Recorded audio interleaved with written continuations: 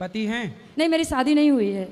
35 साल की हो गई, अभी तक ब्याह क्यों नहीं किया? आज्ञा हो तो मैं भजन की 2 लाइन आपको गा के सुनाऊं? गाओ। को क्या बोल दूं, लिफाफा मिल गया। जी जी जी। सुनीता। आपकी एक रील बहुत वायरल हुई थी। दोस्तों, हमारे चैनल सनी सागा में आप सभी का स्वागत है। आज हम आपके लिए लाए हैं अनिरुद्धाचार्य जी की दमदार कथा। चलिए सुनते हैं। मेरा नाम राजकुमारी जायसवाल है।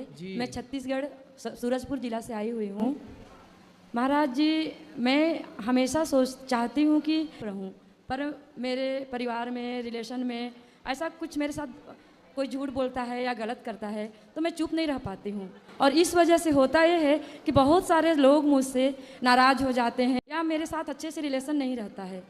तो आप चुप नहीं रह पाती, बोलती हैं तो क्या बोलती हैं आप? मतलब अगर मैं सच बोलती हूँ, अगर मैं किसी का देखती हूँ कि ये झूठ बोल रहा है, जैसे हमारे स्टाफ भी हैं 55, 60, 70 स्टाफ हैं, तो मैं चुप रहूँ, पर मेरे से नहीं हो पाता। सवाल क्या है, मेरे से क्या पूछना है?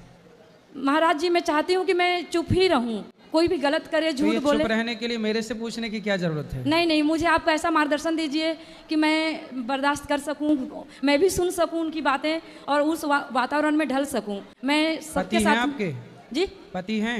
नहीं, मेरी शादी नहीं हुई है। शादी कब करोगी? देखते हैं महाराज जी, अभी तो नहीं हुई है। तो जब राधा रानी चाहेंगी।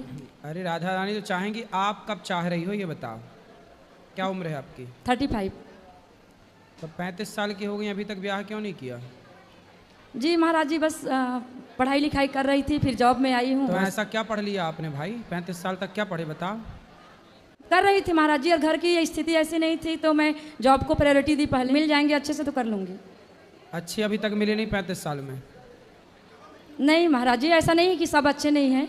शादी ब्याह जल्दी करो और ज़्यादा बोला मत करो, चुप रहा करो, सब काम करो मन लगा के बस। आपके श्री चरणों में मेरा कोटि कोटि प्रणाम जी। बस मेरी एक दास ने मतलब जो मेरे यहाँ मेट काम करती है, उसने आपके लिए कुछ भेजा है। इसके लिए एक बात पूछनी है आपसे। बोलो। जैसे आप जब भी बोलते हैं कि फल फल बेल पत्र ये नहीं चढ़ाना चाहिए भगवान जी को, तो फिर हम भोजन का भोग क्यों लगाते? भगवान को सबसे पहले अपने आप को चढ़ाओ।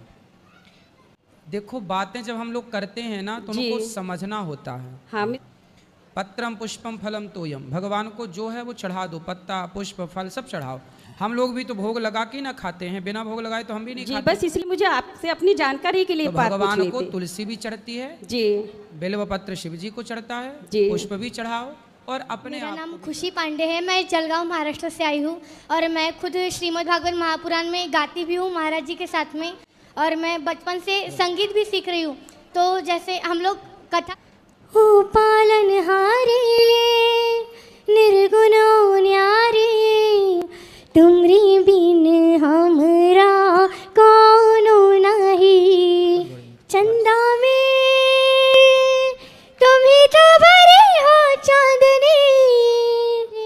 ओ पालनहारे निर्गुणो न्यारे, तुमरी बिन हमरा कौनो नहीं।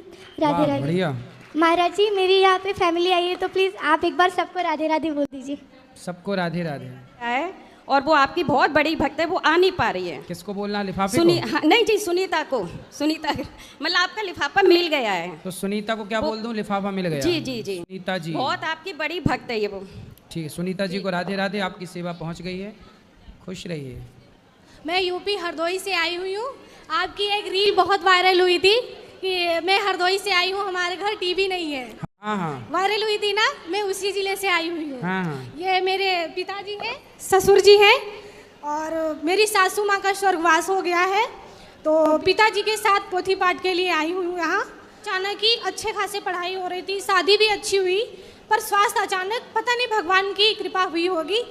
पर आपके कथा सुनने से जो आपने बताया कि नारायण का जाप करो, भागवत सुनो, तो उसको सुनते सुनते कुछ ऐसा परिवर्तन हुआ जो मैंने कभी सोचा भी नहीं था, वो भी मुझे मिल गया। समझ लो, जो मेरे ये पिताजी हैं, मेरी सास नहीं है, सब कुछ यही है। पूजा नहीं हो पाती, तो इसका कुछ मार्गदर्शन क्यों नहीं होती पूजा?